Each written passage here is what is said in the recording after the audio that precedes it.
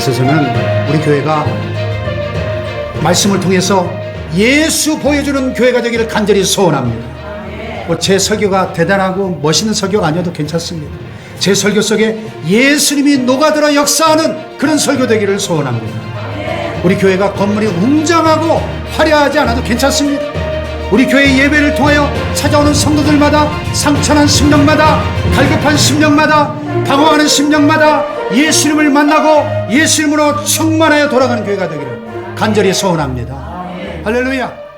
전 세계의 위인들과 성인들, 소위 성공했던 사람들의 공통점을 찾기 위해서 깊이 연구했던 스티븐 코비 박사가 그들에게서 찾을 수 있는 가장 기본적인 공통점 3가지를 말하고 있습니다. 그들은 한결같이 가장 소중하고 중요한 일에 집중하며 살더라 하는 것이고요.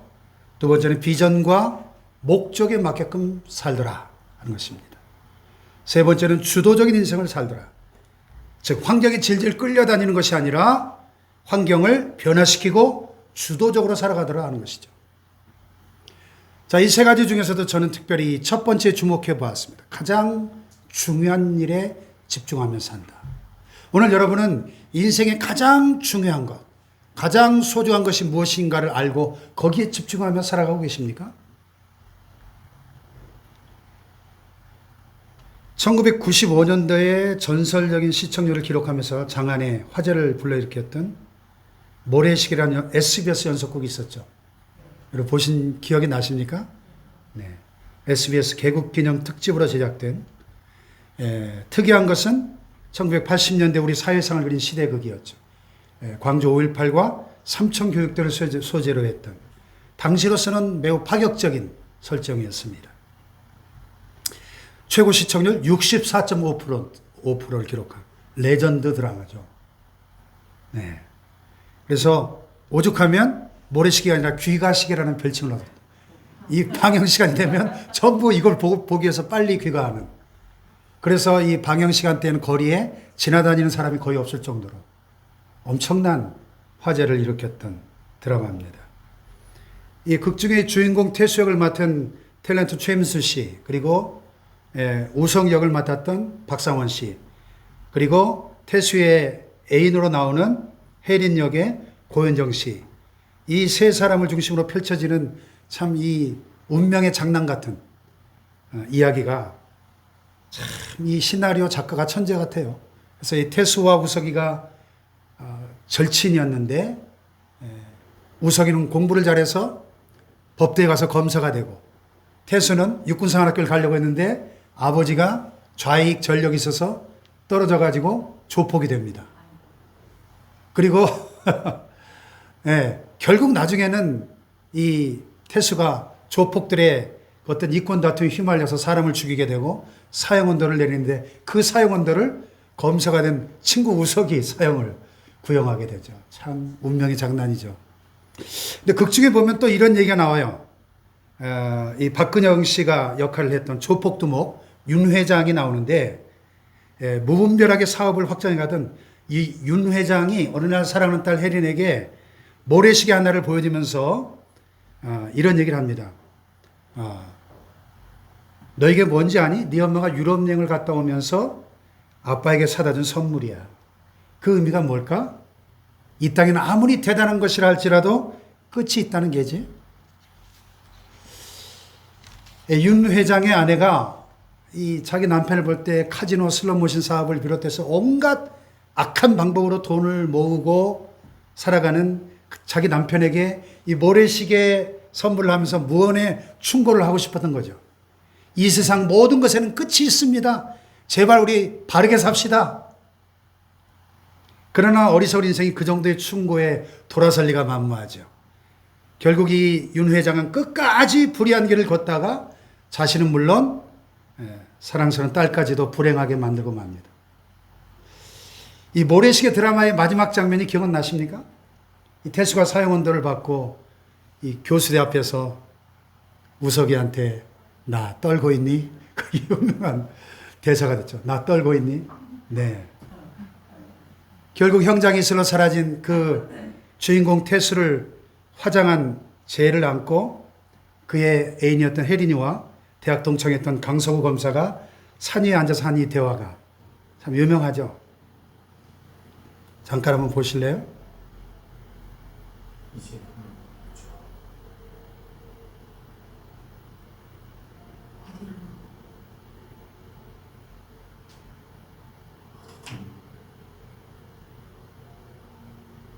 여기 아닌데.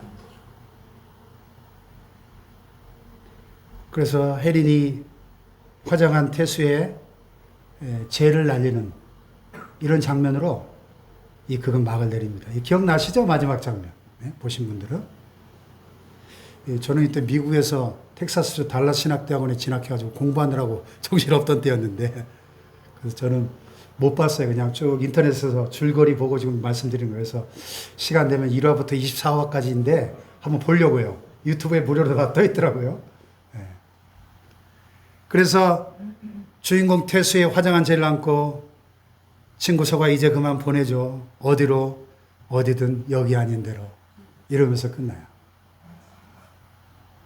악을 쓰며 끌어모았던 재산도 또 그 악을 없애기 위해서 악당을 죽이려는 몸부림도 다 이 한 줌의 죄처럼 허무한 것이다. 이런 메시지를 담고 있는 드라마였어요. 사랑하는 여러분, 벌써 2021년 10월 첫 주일을 맞이했습니다. 올해도 이제 하반기 3개월만을 남겨두고 있습니다. 1월이 있으면 12월이 있고 시작이 있으면 끝이 있습니다. 인생은 모래시계입니다. 어떻게 하면 한 번뿐인 짧은 인생, 이 끝이 있는 이 인생을 우리가 알차고 의미 있고 보람찬 인생을 살 수 있을까요? 저도 군대를 안 갔다 왔기 때문에 이렇게 서울신대 대학원을 갈 때부터 늘 막내였어요. 어디 가나 막내. 제일 어린. 그런 제가 어느덧 5학년 7반을 넘어서 이제 60을 바라보는 나이가 되고 또 이번에 때이른 손자까지 태어나면서 졸지에 할아버지가 되고 보니까 나 지금까지 뭘 했나. 또 앞으로 나는 무슨 일을 하고 살아야 되나. 예? 특히 올해는 이제 저희 가정의 결혼 30주년이고 제가 목회사를 시작한 지 30주년 되는 해이다 보니까 지금까지 걸어온 길을 자꾸 돌아보게 됩니다. 그리고 앞으로 나아가야 될 길도 살펴보게 됩니다. 어떻게 하면 한 번뿐인 짧은 인생을 우리가 성공적으로 살다가 성공적으로 마칠 수 있을까요? 세계적인 베스트셀러 가운데 단순하게 살아라 이런 책이 있었는데요. 물밀듯이 밀려오는 이 정보 홍수 시대에 인생을 의미 있고 행복하게 살기 위해서는 무엇보다도 simplicity, 단순함이 요청된다는 거예요. 단순함. Simple life. Simplify your life. 이 책의 원래 제목이 너의 삶을 단순화시켜라. 단순하게 살아라. 환경을 단순하게 하고 재정을 단순하게 하고 시간을, 건강생활을, 관계를, 가정을 그리고 자신의 생활을 단순화시키고 좋은 습관들을 구체화시키는 구체적인 방법들과 정보들을 제공해 주는 책입니다. 한마디로 말하면 핵심 가치에 집중하며 살라는 것입니다. 교회는 교회의 본질에 집중하고 인생은 인생의 본질에 집중하고 가정은 가정이 무엇인가 그 본래의 의미를 찾아서 집중하라는 것입니다. 할렐루야. 자, 오늘 본문에 보면 예수님을 잃어버린 사람들이 등장하고 있습니다. 핵심 가치, 즉 본질을 잃어버리고 군중 속에 파묻혀서 허둥대고 있는 사람들이 나옵니다. 이들에게 주는 성경의 단순한 한 가지 메시지가 있습니다. 바로 중요한 일에 집중하라 하는 것입니다. 다 같이 중요한 일에 집중하라. 중요한 일에 집중하라. 오늘 우리의 신앙이 혹시 예수님을 잃어버린 예수꾼, 예수님이 없는 예수쟁이 노릇을 하고 있지는 않은지, 그냥 종교 생활하고 있는 것은 아닌지 겸허하게 돌아보아야 할 때입니다. 일찍이 구세군의 창설자였던 윌리엄 푸드 목사님이 이런 말을 했어요. 인류의 마지막 날이 가까워질수록 교회마다 종교적인 형식은 있으나 성령의 능력은 없고 교회 조직은 화려해지나 예수가 없는 시대가 될 것이다 그랬습니다.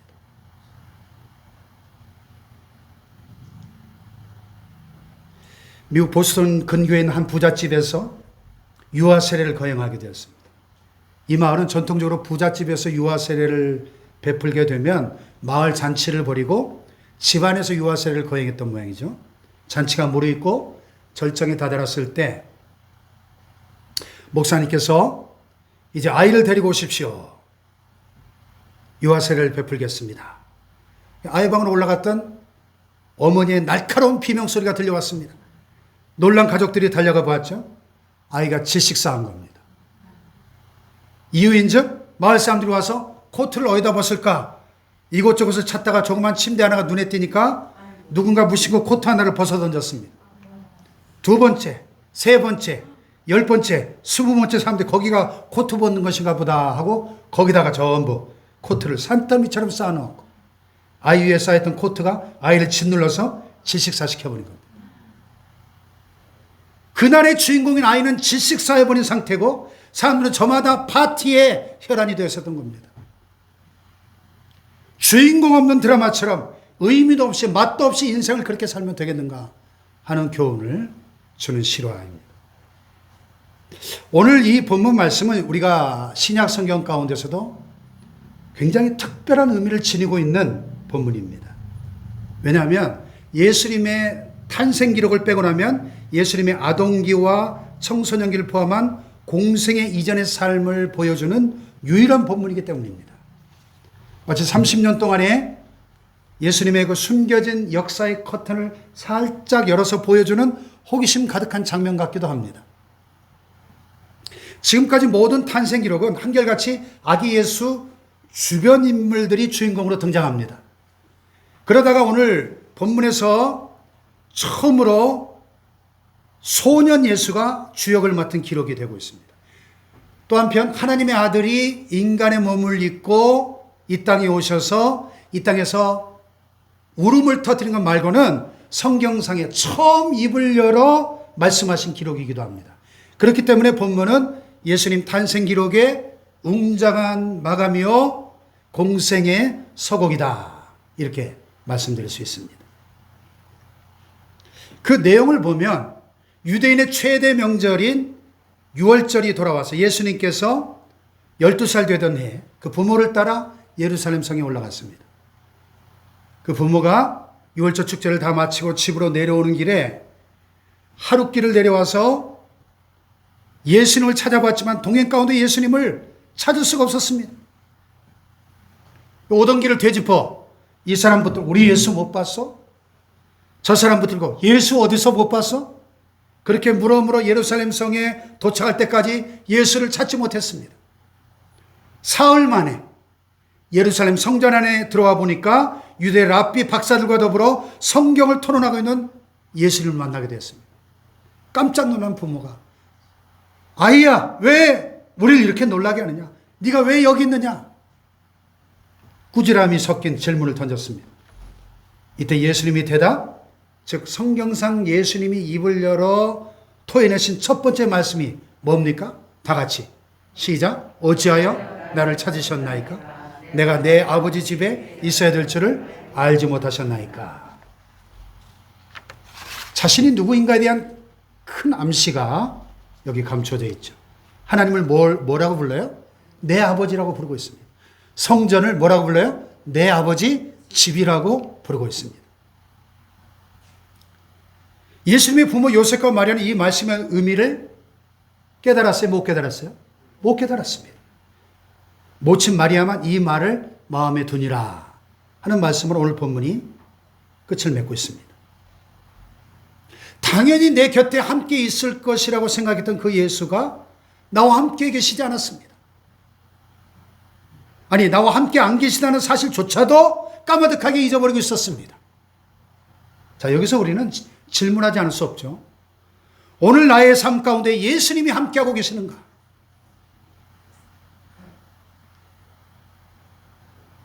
따라해 봅시다. 오늘 나의 삶 가운데 예수님이 함께 하시는가? 여러분의 하루하루 살아가는 삶의 여정 가운데 예수님이 여러분과 함께 동행하고 계십니까? 여러분이 아파하고 힘들어하고 고난을 겪고 있는 그 고난의 현장에 예수님께서 여러분을 지켜주시고 동행하고 계십니까? 여러분의 마음과 생각 속에, 가치관 속에 정말 예수님이 계십니까? 여러분이 소원하는 그 기도 속에, 비전 속에 예수님이 계십니까? 구약성에 보면 삼손이라는 사사가 나오죠. 들릴라라고 하는 여인에게 푹 빠져가지고 들릴라의 무릎을 베고 깊이 잠든 사이에 힘의 근원이 되었던 머리카락을 모조리 잘려버렸습니다. 이미 자기 힘의 근원이 다 사라져버렸는데도 깨닫지 못하고 블레셋 군인들이 들이닥치니까 힘을 써보겠다고 떨쳐 일어서지만은 붙잡혀서 두 눈이 뽑히고 짐승처럼 연자 맷돌을 돌리는 비극을 맞이하고 결국 다곤 신전 기둥을 무너뜨리고 깔려 죽는 비참한 최후를 맞이하게 되죠. 성경은 이 삼손의 생에 대해서 한 불행한 기록을 우리에게 이렇게 남겨주고 있습니다. 여호와께서 이미 자기를 떠나신 줄을 깨닫지 못하더라. 여호와께서 이미 그를 떠난 줄을 깨닫지 못했다는 것입니다. 하나님께서 이미 나를 떠난 줄을, 성령님께서 이미 우리 가정을 떠난 줄을, 하나님께서 이미 한국교회를, 이 민족을 떠나신 줄을 깨닫지 못하더라 한다면 이건 비극 중에 비극이요 불행 중에 불행이 아닐 수 없죠. 마리아와 요셉은 예수님을 잃어버렸고 삼손은 성령님의 능력을 잃어버렸습니다. 그래서 어떤 분이 오늘 한국교회의 모습을 삼손에 비유하기도 합니다. 오늘 한국교회는 머리털이 다 밀리고 두 눈이 뽑힌 채 연자맷돌을 갈고 있는 삼손과 같은 모습이다. 참 섬뜩한 표현이긴 합니다. 이 말이 과장되고 틀린 말이길 간절히 바랍니다만은 만약 오늘 우리가 예수님을 잃어버렸다면, 성령님의 능력을 잃어버린 채 엉뚱한 것들만 붙들고 산다면 이것은 분명 가장 중요한 핵심 가치, 본질을 잃어버린 것입니다. 그렇다면 예수 잃은 예수꾼, 예수 없는 예수쟁이들에게 뭐가 남아있겠습니까? 모든 것을 잃어버린 것입니다.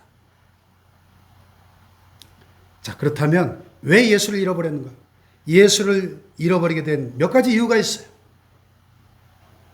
첫째는 너무나 번잡했기 때문입니다. 당시 6월절 축제 기간 중에 예루살렘에는 천하 각국으로부터 모여든 디아스포라 유대인들이 300만이 넘는 인파가 몰려들었고 가는 곳곳마다 축제의 마당이 벌어졌으니 그 와중에 예수를 잃어버릴 만도 했습니다. 가끔 놀이공원에서 아이들 잃어버려가지고 미아 실종 사건이 발생하지 않습니까? 이 주의가 너무 번잡하면 정신을 빼앗기고 정말 중요한 일에, 바른 일에 집중하기가 어렵죠. 그래서 어린 예수를 잃어버리고 만 것입니다.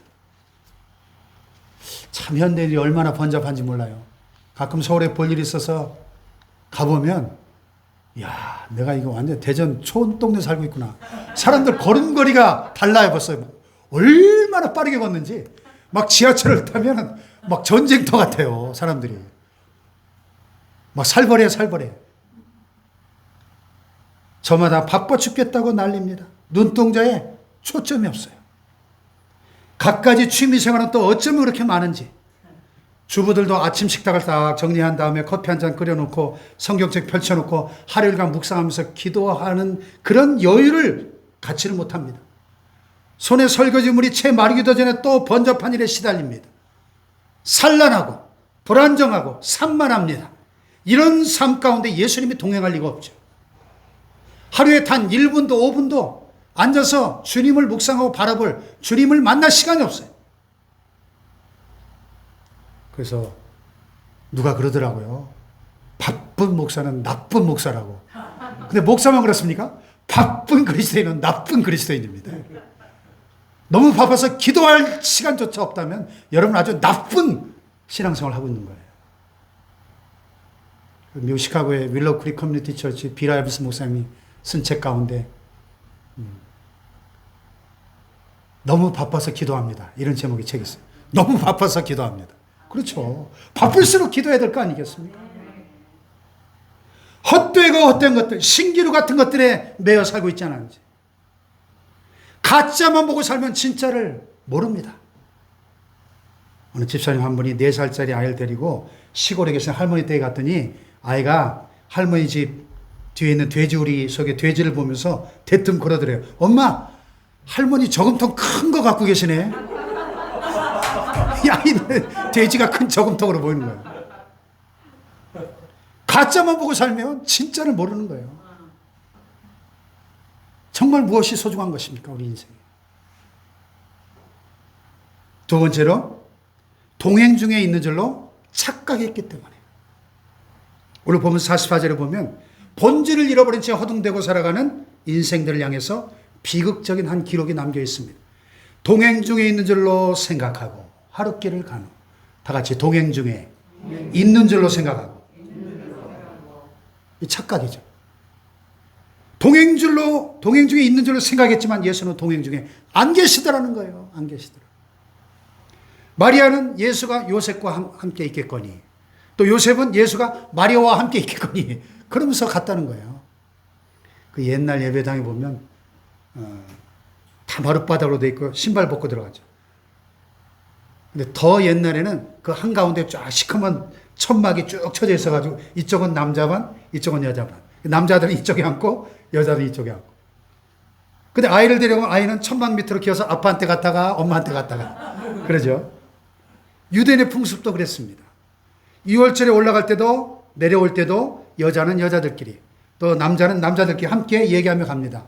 여자들은 가면서 이웃집 순이 엄마 얘기, 어제 만났던 라삐 얘기, 남편 자랑, 또 흉도 보면서 내려오겠죠.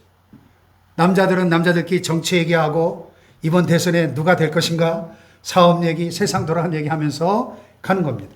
그동안 아이가 엄마 손 붙잡았다가 또 아빠 손 붙잡았다가 그러면서 가는 거예요. 그러니까 내 옆에 없지만 마리아한테 있겠거니, 또 내 곁에 없지만 아빠 요셉 곁에 있겠거니, 그러다 예수가 안 보이네. 지 엄마한테 있을겨. 제 아빠고 있겠지. 그렇게 하루길을 내려온 겁니다. 결국 둘 다 예수를 잃어버린 채 인생길을 걸어온 겁니다.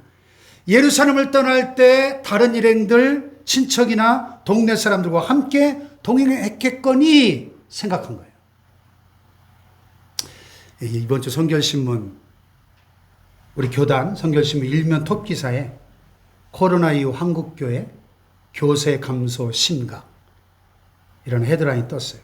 코로나19 사태 1년 만에 한국 최대 교단인 예장 합동측은 17만 명, 두 번째로 큰 교단인 통합 측도 11만 명의 교인이 줄었다는 통계입니다.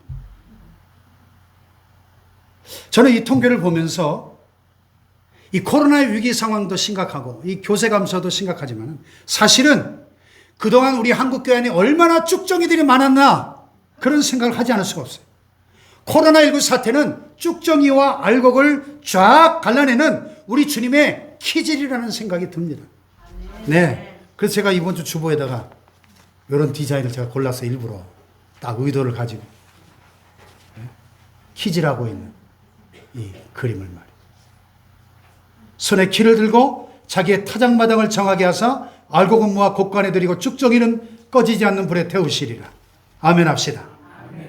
사실 현대교회 안에 이 군중교인들 속에서 예수 없는 신자가 얼마나 많은지 몰라요. 특별히 이 큰 교회를 좋아하는 현대교회들은 이 군중 틈에 끼어가지고 함께 따라가다 보면 천국에 도착하려니 생각합니다. 내 아내가 열심히 기도하니까 마누라 손 붙잡고 열심히 교회 왔다 갔다 하면 천국에 가려니 생각합니다. 우리 어머니가 열심히 신앙생활하니 어머니 치맛자락 붙잡고 따라가다 보면 천국에 도달하려니 생각합니다. 착각이죠. 그래서 어떤 분이 현대교인들을 가리켜가지고 다른 사람들의 종교적 쾌락을 구경하며 함께 즐기는 종교 도착적 환자들이다, 이렇게 날카롭게 비판한 적이 있습니다. 바로 여기에 나의 문제가 있고 너의 문제가 있고 우리의 문제가 있습니다. 이런 얘기가 있죠. 어떤 목사님 한 마을을 지나가면서 여행을 하게 되었습니다. 마을 입구에 서 있는 한 집에 교패가 떡 붙어 있어요. 그래서 띵동 반가운 마음에 배를 눌렀더니 좀 집을 지키는 한 세댁이 나왔습니다. 근데 목사님이 엉뚱한 질문을 던지는 거예요. 이 집에 예수님이 계십니까? 당황한 이 세대, 이 가정 장로님 가정이고요. 제 남편이 집사고 저도 교회 집사입니다. 아니, 직분 말고 이 집에 예수님이 계십니까? 엉뚱한 질문을 남기고 낯선 길선은 떠나갔습니다. 이분이 떠나고 난 다음에 이 세대의 귓전에 이 쟁쟁거리는 소리가 남아 있습니다. 이 집에 예수님이 계십니까? 정말 내 속에 예수님이 계실까? 내 생각 속에 예수님이 계실까? 내 마음 속에, 내 언어 속에 예수님이 계신가? 내가 행복해하는 이 심장 속에 예수님이 계신가? 내 삶의 우선순위 속에, 가치 판단의 기준 속에 예수님이 계시는가? 할렐루야! 진지하게 자기 자신을 돌이켜보면서 회개할 수 있는 기회를 갖게 되었다는 것입니다. 사랑하는 여러분, 예수님이 나와 함께 살아주시겠거니 막연한 상상이나 추측 말고, 내가 축복교회 등록했으니까 예수님이 나와 함께 하시겠거니, 우리 집 안방에 예수님 사진 딱 걸어놨으니까 예수님이 함께 계시겠거니 말고, 내가 주일마다 예배 안 빠지고 열심히 이렇게 교회 오니까 함께 계시겠거니 말고, 내가 교회 다닌 지 10년 됐고 20년 됐고 교회 집사가 됐고 권사가 되었으니 예수님이 계시겠거니 말고, 정말 내 삶 속에 예수님이 계십니까? 내가 걸어가는 삶의 발자국마다 정말 예수님이 내 곁에 계십니까? 내가 몸부림치고 고통하고 힘들어하는 그 고난의 현장 속에 예수님이 나를 지켜주고 계십니까? 내가 기뻐하는 그 기쁨 속에 예수님께서 함께 기뻐하고 계십니까? 예수님과 함께 기도하고 예수님과 함께 동행하면서 살아가고 있는가 하는 것이에요.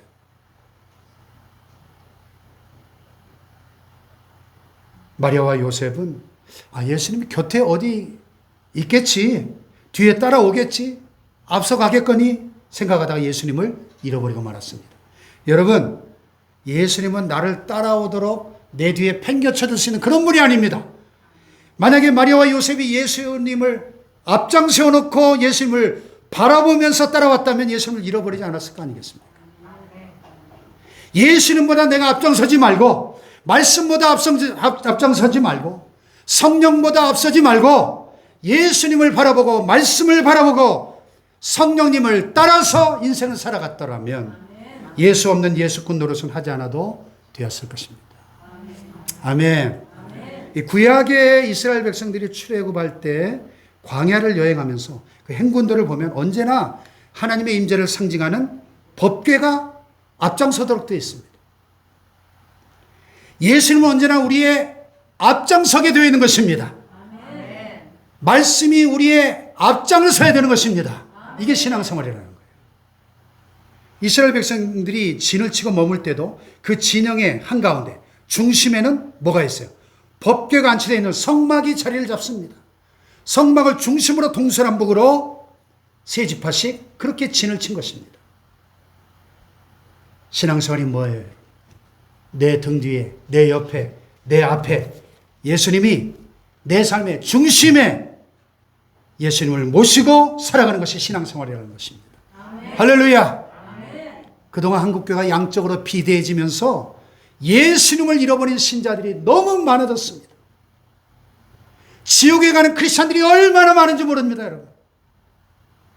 예수 잃어버린 신자들 지옥 갑니다, 여러분. 착각하면 안 됩니다.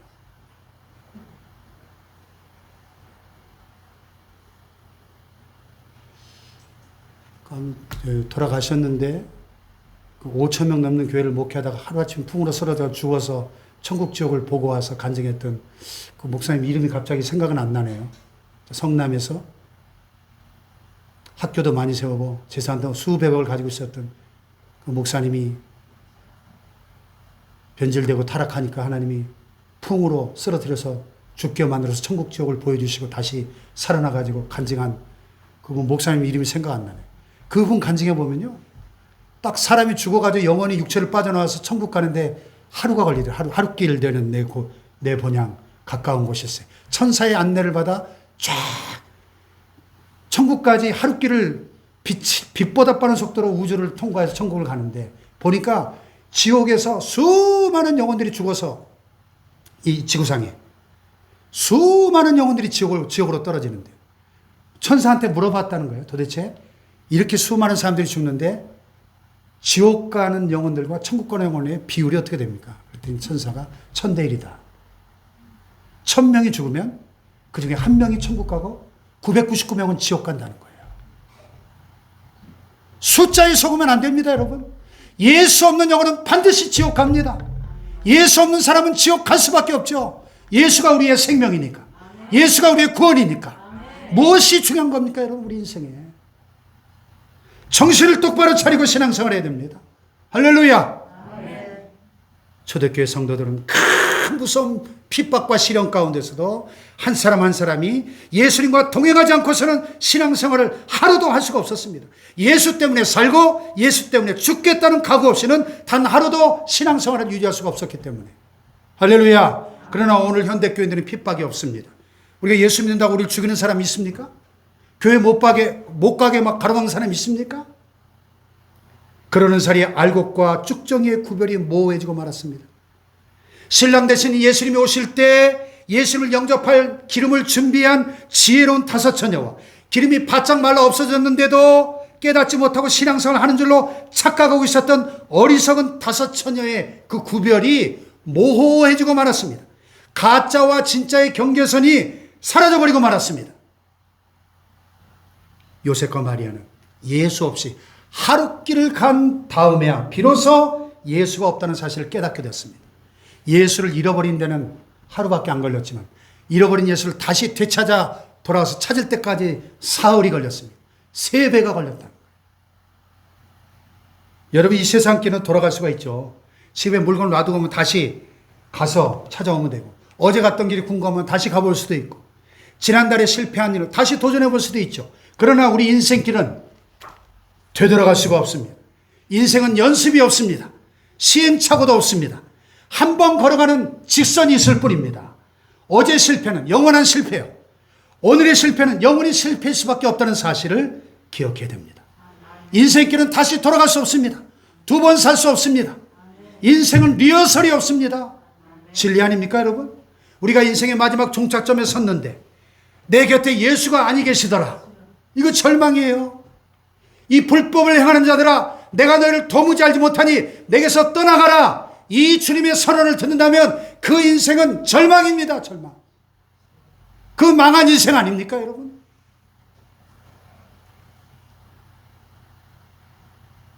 자, 그 다음에 또 한 가지. 언제 예수를 잃어버렸나? 마리아와 요셉이 예수를 잃어버린 것은 언제입니까? 그들이 예루살렘 성전을 떠났을 때였습니다. 성전을 떠났을 때. 이것은 오늘도 마찬가지예요. 오늘도. 그리스도인들이 예수를 잃어버린 가장 큰 이유가 뭡니까? 교회를 떠날 때입니다. 흙을 떠난 꽃은 살 수가 없는 것이고 물을 떠난 물고기도 살 수 없듯이 예수 떠난 심령은 살 수가 없는 법이지요. 아멘. 시냇가에 심은 나무처럼 교회에 깊이 뿌리를 내리는 성도가 마지막 날 승리할 줄 믿습니다. 할렐루야. 여러분, 때로 교회가 참 문제투성이고 모순덩어리처럼 느껴질 때도 있죠. 그러나 그럼에도 불구하고 교회는 예수님이 거하시는 성전입니다. 아멘. 교회가 거룩하다는 얘기는 여기 모이는 성도들이 거룩하기 때문에 거룩하다는 얘기가 아닙니다. 거룩하게 하시는 보혈의 능력이 역사하기 때문에 이곳은 거룩한 곳입니다. 교회가 하나라는 말은 여기 모이는 성도들의 마음이 하나라는 얘기가 아니고 하나 되게 하시는 성령님이 계시기 때문에 하나인 것입니다. 할렐루야. 교회가 영광스럽다. 그 말은 여기는 목사가 영광스럽기 때문에 그런 것이 아니고 영광스러운 주님이 계시는 곳이기 때문에 교회는 영광스러운 곳입니다. 할렐루야. 기독교 2000년 역사에 참 모자라고 부족하지만 갈등이 있고 언제나 연약함이 있지만 그 교회를 통하여 하나님 구원의 역사를 이루어왔다는 사실을 잊지 말아야 합니다. 할렐루야. 그렇기 때문에 초대교회 교부 키프리아누스는 교회 바깥에는 구원이 없다 그랬어요. 장로교 신학의 창시자 칼빈도 하나님을 아버지로 섬기는 자는 교회를 어머니로 섬겨야 한다 그랬어요. 아멘 합시다. 하나님을 아버지라고 불렀던 이스라엘 백성은 그들 삶의 중심에 성전을 두고 살아왔습니다. 우리 그리스도인들의 삶의 중심에 말씀을 두고 인생살이의 중심에 교회를 두고 신앙생활을 두고 하나님을 아버지라 부르고 교회를 어머니처럼 모시고 살아간다면 결코 실패하지 않을 줄로 믿습니다. 할렐루야. 그 다음에 또 한 가지, 어디서 잃어버린 예수를 다시 찾을 수 있었습니까? 마리아가 친척을 붙잡고 우리 예수 못 봤어? 요셉도 지나가는 사람 붙잡고 우리 예수 못 봤어? 아는 사람 중에 찾아봤지만 동행인 가운데 없었습니다. 어디서 찾았어요? 성전에서. 예루살렘 성전에서 찾을 수 있었습니다. 한번 따라해봅시다. 성전은 예수 찾는 곳이다. 오늘 여러분 교회에 나오셨는데 내가 왜 여기 와 있는지를 알아야 됩니다. 사랑하는 여러분, 오늘 교회에 왜 오셨나요? 돈 많은 부자들은 저 세상에 많습니다. 쾌락과 재미를 추구하는 사람들 바깥에 얼마든지 있습니다. 제가 어제 좀 바람 쐬러 세종시 호수공원에 운동하러 갔는데 얼마나 황금연휴라 사람들이 많은지 뭐 주차할 데가 없을 정도로 그 넓은 호수공원에 사람들이 바글바글 사방에. 세상 재미 쾌락은 저 바깥에 널려 있어요. 우리는 예수님 만나러 여기 오는 겁니다. 할렐루야. 교회는 예수를 파는 곳입니다. 예수님 보러 와야 됩니다. 교회 오면 예수님이 보여야 합니다. 설교 속에 찬송 속에 예수님이 보여야 돼요. 왜 우리의 마음속에 그렇게 많은 근심 걱정이 있고 낙심이 있고 원망 불평이 있고 왜 그렇게 자기 인정 욕구에 이글거려야 됩니까? 왜 자기 왕국을 무너뜨리지 못해서 그렇게 스트레스를 받으며 삽니까? 예수님이 안 보이니까. 예수님이. 그래서 저는 우리 교회가 말씀을 통해서 예수 보여주는 교회가 되기를 간절히 소원합니다. 뭐 제 설교가 대단하고 멋있는 설교가 아니어도 괜찮습니다. 제 설교 속에 예수님이 녹아들어 역사하는 그런 설교 되기를 소원합니다. 우리 교회가 건물이 웅장하고 화려하지 않아도 괜찮습니다. 우리 교회 예배를 통하여 찾아오는 성도들마다 상처난 심령마다 갈급한 심령마다 방황하는 심령마다 예수님을 만나고 예수님으로 충만하여 돌아가는 교회가 되기를 간절히 소원합니다. 할렐루야. 그래서 아주 제가 매주일 주보에다 우리 교회 소개하는 데다가 요 표를 딱 박아놨잖아요.